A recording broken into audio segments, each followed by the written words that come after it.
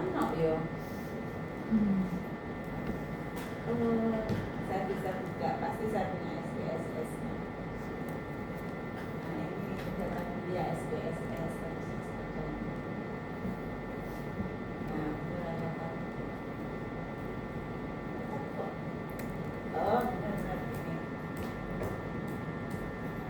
Saya ambil angkanya saja ya, biar nempel bukunya kita yang tadi ya. Copy.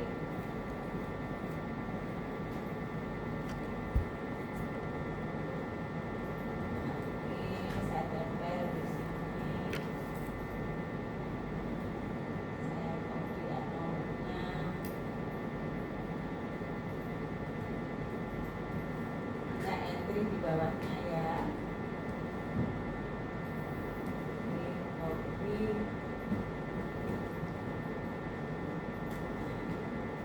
Ya.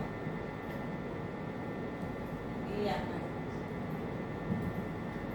ya. Ini angkanya. Kelihatan ya? Buat silakan di entry dulu.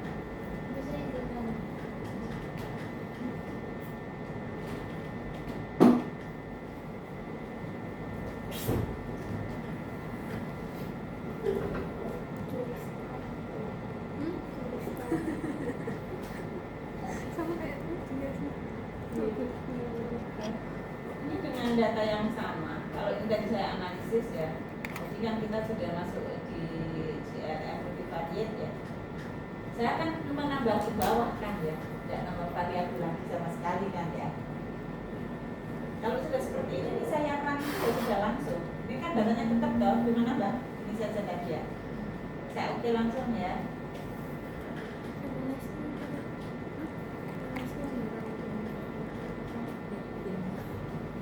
Datanya juga sudah langsung berubah.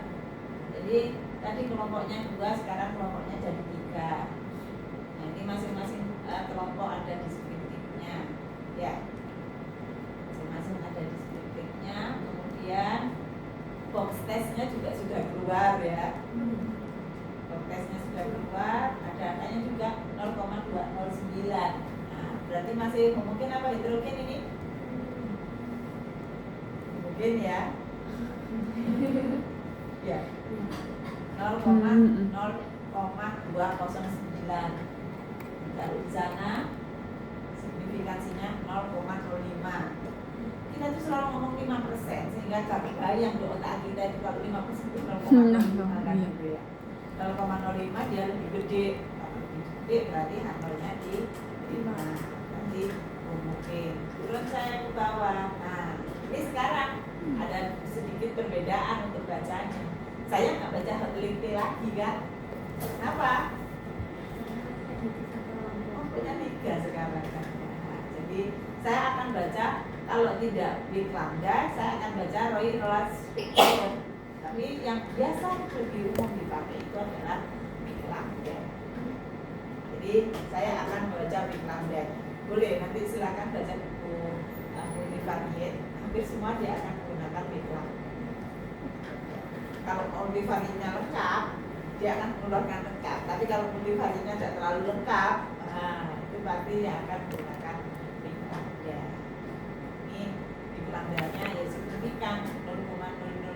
Berarti angka ditolak, berarti yang ada perbedaan. Lalu ini gambaran untuk evenness test-nya. Karena apa? Karena selalu kita akan melihat apa? Satu persatu ya. Saya akan melihat per variate. Jadi setelah saya baca big lambda-nya signifikan, baru saya jalan. Oh, signifikan ya. Oh iya, pengetahuannya juga signifikan, sikapnya signifikan, prakteknya signifikan. Ada kondisi mungkin big lambda-nya itu signifikan, tapi mungkin ada salah satu variate yang tidak signifikan. Itu bisa terjadi ya. Karena big lambda itu kan gabungan dari kan ya, gabungan dari 3 variate tadi. Jadi mungkin ada variate yang kondisinya sebetulnya sama, tapi kondisi misalnya variate yang lainnya dia cenderung berbeda. Nah itu nanti akan menyebabkan ada variate yang tidak signifikan, padahal big lambda-nya signifikan. Itu bisa terjadi ya. Ya. Oke. Terus berarti sudah signifikan. Nah, Karena tadi kita punya 3 kelompok, yang dikeluarkan sama dia poshopnya. Poshop untuk siapa? Poshopnya kebetulan kita pakai LSD, ada pengetahuan, sikap, praktek, keluar. Gitu. Ya. Untuk pengetahuan, oh ternyata ini ada yang tidak signifikan. Ini ada angka 0,139. Ya. Berarti antara apa ini? Antara kelompok 1 dan kelompok 3. Ya. Dia tidak signifikan karena angkanya 0,139. Sudah? Ya, antara 3 dan 1 yang tidak signifikan. Kan begitu ya? Baru sekarang harusnya kita baca 1 itu adalah kelompok yang apa tadi? Mendapatkan penyuluhan. Kan gitu ya? Pak. Ini contoh soalnya tadi. Jadi 1 itu kelompok yang diberi penyuluhan. Kelompok yang kedua selain disuruh dia juga didampingi. Kelompok yang ketiga adalah kelompok kontrol. Kalau kita baca hasilnya tadi, ya, semua tadi signifikan. Sekarang tinggal kita membacanya. Mungkin saya pakai LSD. Pakai LSD ini tampak ya, untuk pengetahuan ada sebuah nilai signifikansinya yang lebih besar dari 0,05. Berarti kalau lebih besar dari 0,05 berarti kan tidak berbeda kan? Dirunut.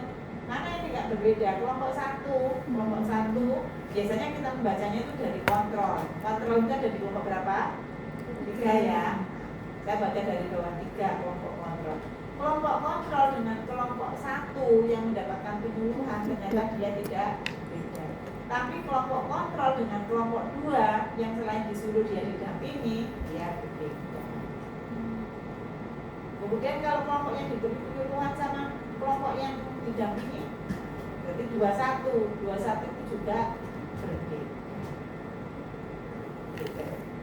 Ada mungkin cara nggak pakai LSD, kita pakai SPV deh. Kalau pakai SPV itu lebih gampang cara membacanya ya.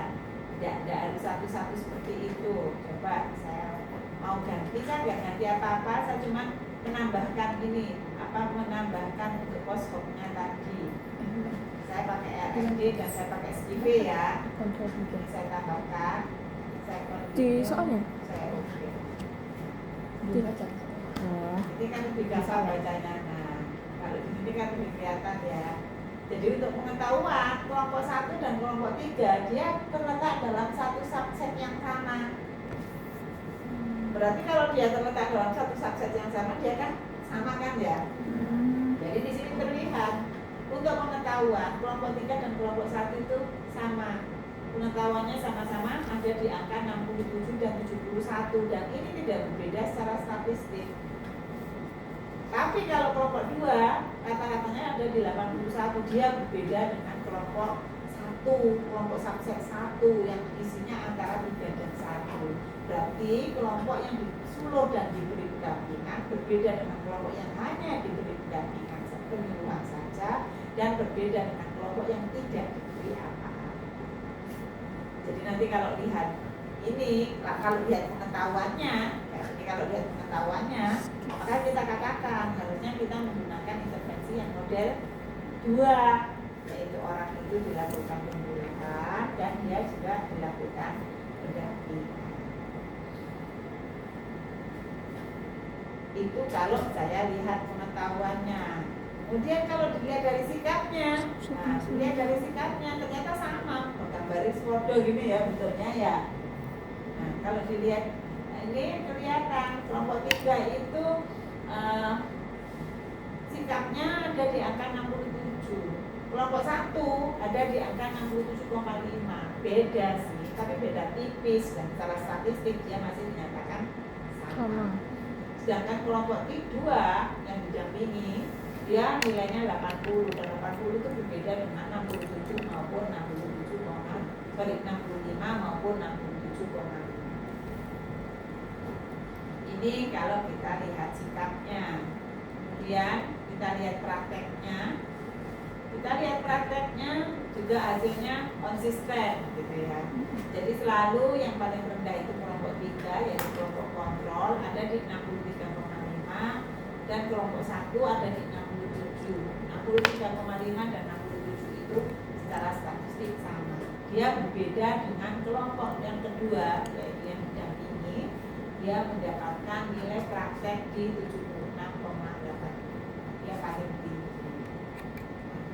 Itu kira-kira seperti itu kalau kita membaca atau memberi interpretasi dari hasil atau output yang kita sudah analisis. Jadi kita akan katakan bahwa kelompok 2 itu untuk urusan pengetahuan, sikap, dan praktek semuanya dia lebih bagus dibandingkan dengan kelompok 1 maupun kelompok 3. Terus nanti kalau misalnya ini udah kerja kita di instansi, terus misalnya kerja di inilah kesehatan misalnya. Terus katanya kadekesnya bilang gini, kok mau tambah, kalau mendampingi tidak ada dananya, disuruh saja.